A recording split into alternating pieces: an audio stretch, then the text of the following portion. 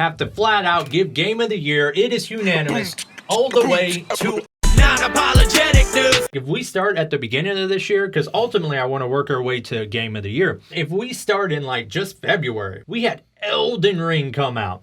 Now, I've been looking forward for Elden Ring since they announced it like 3+ years ago. The weird thing about Elden Ring is it's brought so many people into the Souls genre, you know? What I think is real funny is when streamers who have never played a Souls game besides Elden Ring, they're like, okay, well, Elden Ring was great. I'm going to go play Dark Souls 1, or I'm going to go play Bloodborne. And then they just don't get it, and they get completely smashed. Now, I think Elden Ring's the first Souls game you completed, right? Yep. I'm ready whenever you are. I say we tackle Dark Souls 2. Everyone hates it because it had a different director, but they're just being little like ultra chads because it's a great game. At the Game of the Year Awards, From Software announced their next game that they're done with is going to be a new remake of the Armored Core series.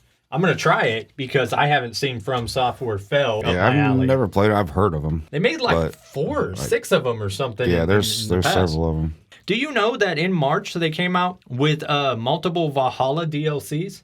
I had no idea. Where did you get those? Yeah, and then, of course, Grand Theft Auto 5 came out for the 10th time in the past 12 years on PlayStation 5. They've gotten me to the point where I don't even think I'm going to buy GTA 6. They just keep fucking redoing 5. And it's y'all's fault because they're still making millions off, I guess, the microtransactions. Yeah, the online play. We're, 12 years or something into this game? Yeah, this game came out on PS3. 3. Yeah. And then right after that, we had something I looked forward to all year, but was severely disappointed, and that was Sultan Sanctuary 2. They screwed it up by having, like, these random witch hunts, you know, when they take you away from the game.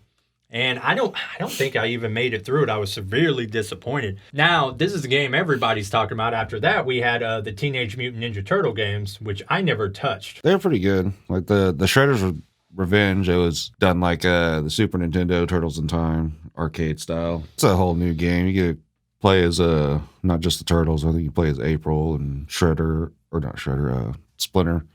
and Casey Jones. Playing as April sounds awful. Then after that, like we had the Cowabunga collection. Yeah.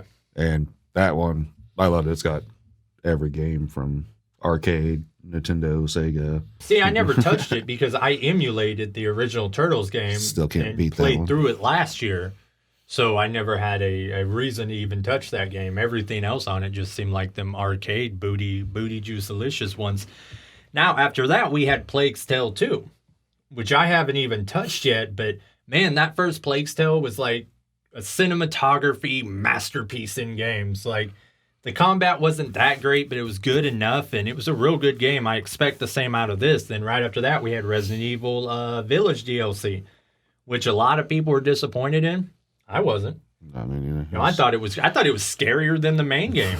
That was my only downside to Village, was it really wasn't that scary. I thought they did a great job with the DLC, and I don't even think that was in the running for Game of the Year officially. I don't think so either. Should have been. Then, of course, we had Ragnarok, and anybody who watched the Game Awards know that Elden Ring and Ragnarok were really all that mattered throughout every category. And then, of course, this month we have, or last month, whatever, December, we have Evil West and Callisto Protocol, which I haven't played either, but we were just talking about gearing up and throwing down on that Callisto Protocol and trying to see what that really survival horror is like, man. That thing looks insane. I have read reports we're on PC. They're having a whole bunch of issues. Yeah. But we're not on PC, so who gives a fuck, right? You know it works on console. That's the great thing about console. We don't have to worry about anything. It's going to work. There are very few exceptions. What was that last year? Open world GTA kind of game. Cyberpunk, yeah. And I never had an intention of playing that game. Maybe it's great. But apparently that one was a whole shit show from console to PC to anything else that's happening. Then what would you say is Game of the Year for you? What was the best thing that came out in this action-packed year of games? For me, it's a toss-up between Elden Ring and Village, but I'd probably say Elden Ring. Village actually I thought the same as you when I started working on this episode.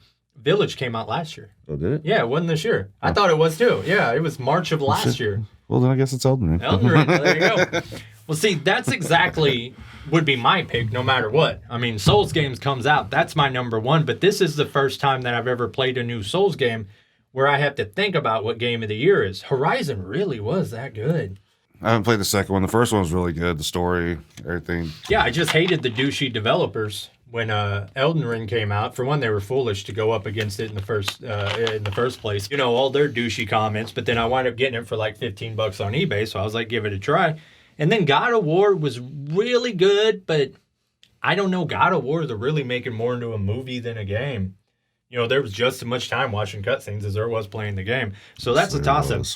But I think that we do have to flat out give Game of the Year. It is unanimous all the way to Elden Ring. And we do look forward to any other Souls game that comes out. And we're going to try Armored Core. We'll see how that one works. That's our picks. That's our time. And we will see everybody next week. Non-apologetic news. Not apologetic.